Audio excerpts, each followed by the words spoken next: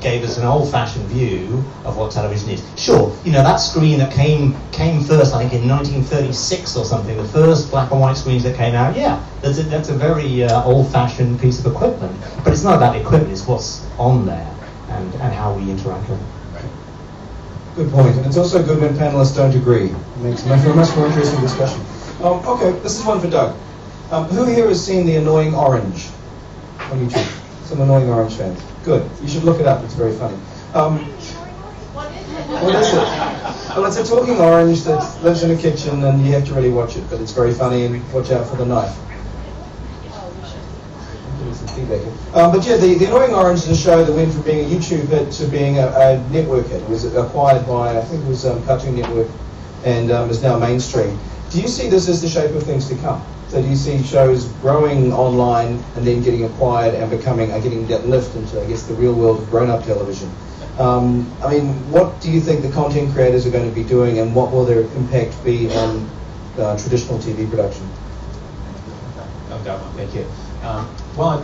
Once again, I think I'm still a little vague about what actually TV is, and I don't want to keep beleaguering this, but I do believe it's not the box. I do believe it's the content, and I think traditionally we think of television as the channels that we grew up with, and there's scheduling of shows, and we get to trust those, and we know that the Anchorman comes on at 6, and we know that it comes on at 11, and in between we get prime time and things like that. I do believe.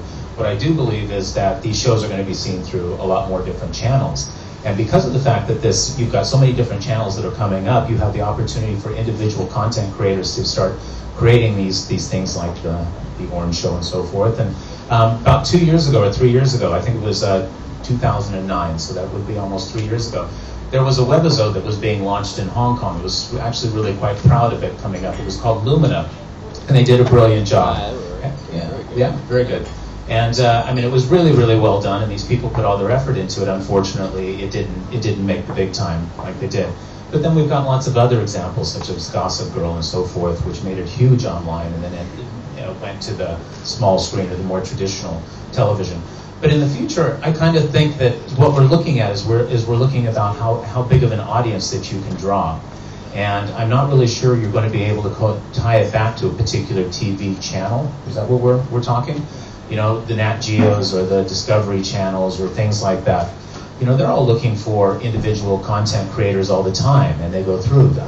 It's my understanding that they actually create very little of their own original content, and they get them from other people.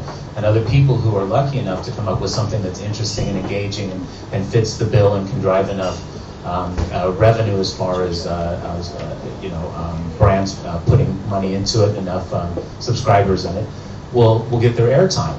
And that's how things are currently working out as the existing model. What I think they can do. Do I still have time? Yeah. What I do think we're going to probably start to see is a lot of things taken from the music industry, and I think that's where the clearest example comes from.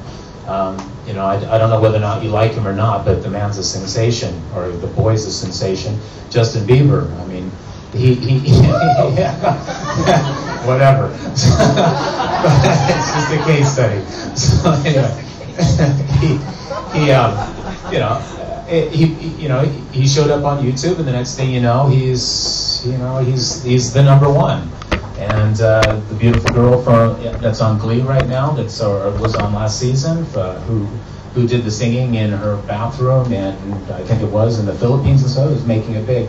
And so you see a lot of these individuals that are able to go out there and create this content and then get recognized. And because they get recognized, they get picked up by something that gives them a much larger audience. And I think that's the ultimate goal, is how big is your audience going to be, okay? Not necessarily where you're going to be projected, because you could be sent across, 4 million different sites or something like that. It's about maintaining your brand integrity as you're being seen across all these different sites. How can you get this clout, and then how can you bring that back so it looks like revenue and money in your pocket? That's what I think is going to happen.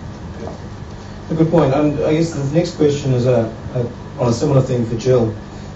Traditional and cable networks are facing threats from web upstarts. YouTube's launching its own video content channels, Netflix making original content, like Arrested Development, which they've resurrected. Hulu's got a successful original series, Day in the Life. With web companies outbidding traditional media giants for content, What's the future for TV content production from your perspective? Are they outbidding them? Actually, really? That's what the question says. I mean, in that case, it was. I think A Day in the Life was outbid. Okay. I think we've got to look at business models here. Google, YouTube, their business models are ad revenue driven. The major television networks, well, I'm talking the Discoveries, the Time Warners, the Disneys, their business models are very much driven by subscription fees. Now, okay, YouTube's launching 100 channels. If you have a look at the channels that they're launching, they're very niche. The average YouTube viewer watches 15 minutes. Most of their clips are about 3 minutes. The average viewing time for television in the United States is around 5 hours a day. Now, YouTube is actually trying to expand the viewing time. One of the reasons that they're launching these new channels is to try and expand the viewing time so that they can get more advertising dollars. Now, the relationships that the major networks have with the cable and satellite operators are pretty cozy, and as I said, they're subscription revenue driven. So, is it a threat? It'll be a threat when YouTube can actually get that premium content. A lot of those networks are already signing agreements with YouTube, but it's not for the premium content. It's mining their archives. So they might be putting one of their programs on that they produced a couple of years ago. Obviously, the movie networks have got arrangements with Netflix and some with YouTube as well for archival content. Is it a threat? I think. Look, of course, competition's a threat, but if it's growing the pie and it's allowing the networks to have multiple touch points and being able to spread their content and mine the niches, then I think that's a good thing. Is it a threat? Ultimately, yeah. I mean, how it plays out today, we don't know. But until they can actually get their hands on that premium content, I'm not too concerned at this moment. I was just also going to go on and say that in their own ways, the major networks are actually distributing their content over the top already. There's Hulu, there are even the major platforms are actually branching out into television everywhere. So it's not as though they're sitting on their hands and allowing this to happen. I mean, I think people saw what happened with the music industry, and I think that people are very, very mindful of protecting those business models. Sure. James? Listen, I don't think anybody in the media is about to give up and let great content go. I think those instances where content perhaps has been picked up by online is actually where the networks have gone, you know what, it's actually not as good as we thought it was, off you go, take it away. And we'll get on and spend our money on something much more stimulating, exciting, funny, and gripping the audience. Believe me, none of the major broadcast networks are going to go down without a big fight.